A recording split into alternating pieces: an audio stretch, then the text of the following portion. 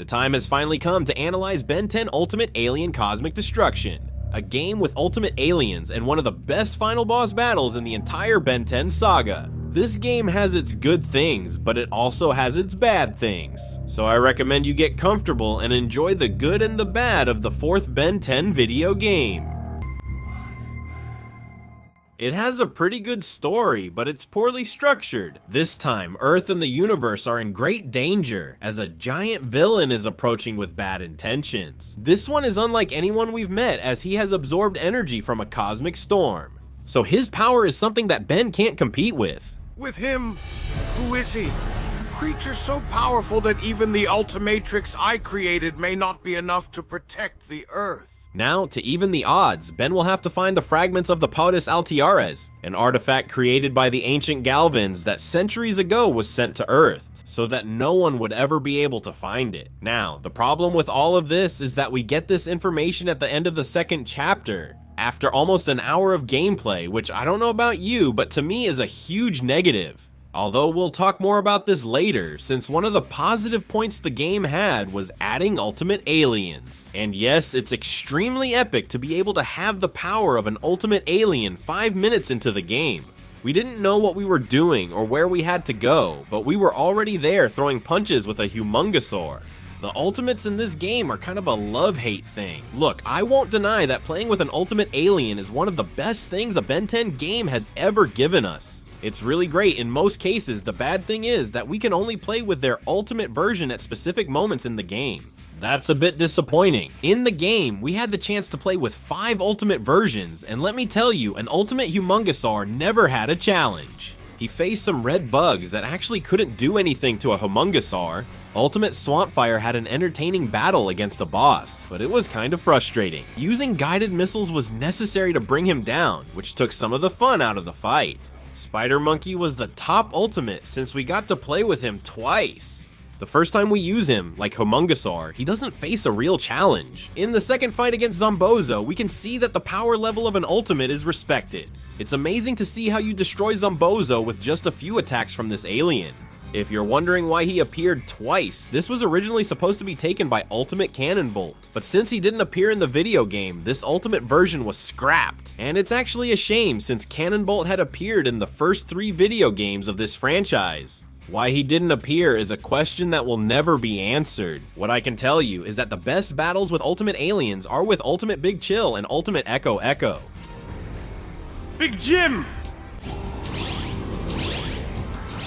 Ultimate Big Chill is so well made, every attack this alien can do is a thing of beauty. Visually, it's spectacular, and its gameplay is even better. Ultimate Echo Echo was on another level. He's the best ultimate alien by far in this video game. Out of all the ultimates, he was the one I felt most comfortable with. He wouldn't let a single thing get past him. He's the only one who truly made you feel like you were using a real ultimate. Even though the challenge wasn't that big, since he was fighting small robots, this alien really stood out from the rest. The alien lineup was really important, and that's because Cosmic Destruction had 16 aliens in total. Being the video game with the most aliens so far, but we still shouldn't celebrate yet. This only allowed you to play with 4 aliens per level. The video game was seriously tricking you. It fooled you so well, and in the end, you could only play with 4 aliens. 3 of them were required to progress between levels. Out of the 16 aliens, we had 11 that were playable. These being Swampfire, Big Chill, Humongosaur, Spider Monkey, Echo Echo, Water Hazard, Terraspin, NRG, Armodrillo, Amphibian, and Way Big. A special alien that could only be played at the end. Added to these 11, we had 5 ultimate forms. And additionally, we could play with 1 more alien, which was unlocked with the famous cheats. For the PS3, we had 4 arms, and for Xbox, we had Wrath. I really enjoyed playing with 4 arms since he's a classic among classics that couldn't be left out. Although my favorite alien in this video game was always Armadillo. This alien was so overpowered. He would destroy everything. He looked like an unleashed ultimate. He could go underground to avoid getting hit. His special attacks had a pretty high range, which made him perfect for my playstyle. For many of you, Humongosaur was the most overpowered alien in Cosmic Destruction. Although I think these kinds of choices are very personal. I think the decision to divide aliens by levels was a pretty risky move. In a way, it worked really well because, speaking of the levels, let me tell you that visually they are beautiful. The Castle of the Eternal Knights in France and the Great Wall of China had a monumental level of detail. I don't remember how many times we got to see the Castle of the Eternal Knights in the series, but here it was amazing. Inside them, we found some of the best puzzles, like the one with Swampfire and NRG, which were needed to burn down a wall and move on to the next level. Or the one with Big Chill and Amphibian, who had to redirect the air currents so he could fly all over the Great Wall of China. Now, everything I mentioned was overshadowed by one small but important detail, wanting to extend the game's length. The game suffered from a lot of filler, ruining the levels and the story. The first level and a big part of the second are a waste of time, since the game's guide only appears at the end of the second level, which causes Ben to go back to where he was before to collect something he forgot to pick up. So you have two! Excellent, Ben Tennyson. One is still in Rome.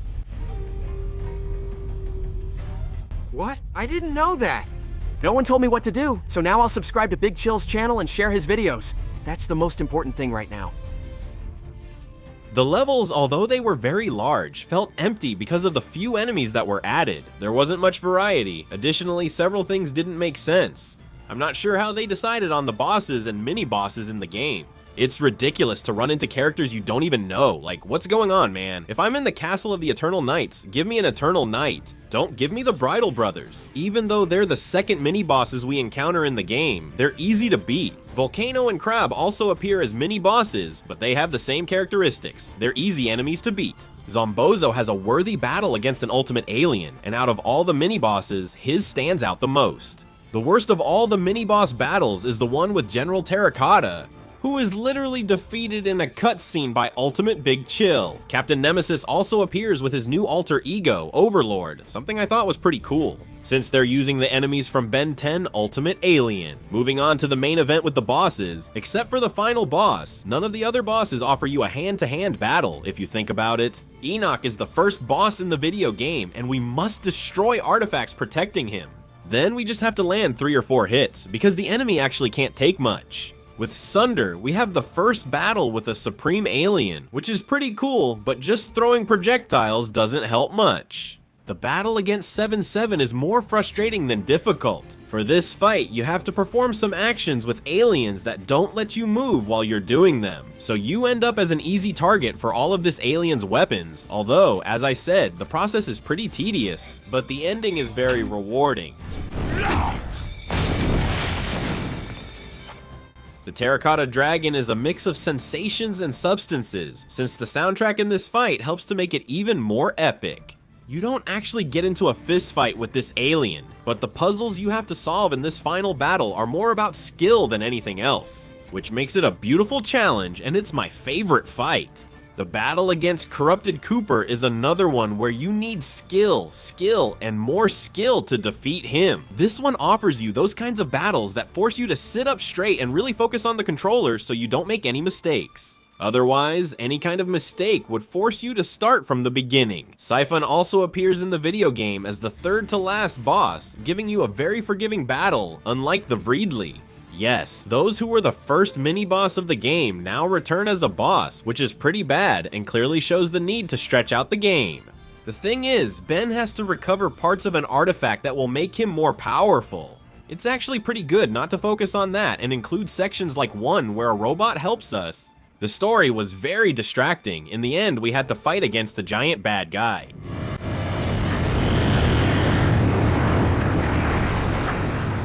The last level brought us that something the game needed, a post-apocalyptic environment where everyone needs help, where Ben has to be a hero for actual people, and not just go around destroying aliens like is normal in video games. This level was perfect. It made you anxious to want to go fight the final boss quickly, but at the same time, you had to solve several puzzles. This was the moment to go all out or go all out. You had no choice. When we finally managed to reach the final boss, we found out that we were not worthy of his power. This was where Poti Altares finally appeared, granting us a power with which we could fight against the giant bad guy. And what is the best final boss battle in all Ben 10 video games? The final battle gives you that feeling that you're fighting a giant alien. Every hit you land gives you the feeling that you could destroy half the city, which makes every action you take even more epic. The quick time events the game offers you, well, honestly, thank you for that. Albedo with his power recharged really causes trouble. The cosmic storms he can unleash, combined with the powers a Tokaster already has, make this a memorable battle that gives us one of the best attacks to defeat this alien. Imagine, he's so powerful that he dissipates the cosmic storm while this alien is sent to the moon. What a monstrous battle! This is everything Cosmic Destruction has to offer. An excellent game that, due to mistakes I might not have noticed before, earns 3rd place in my search for the best Ben 10 game. The next video game is Galactic Racing, which I don't know if it has a story worth telling, but I'll see what we can get out of this game. What did you think of Cosmic Destruction? I'll read your comments. For my part, I'd like to give a big shout out to these people. I'm Frio, and that's it from me. Until next time. Goodbye.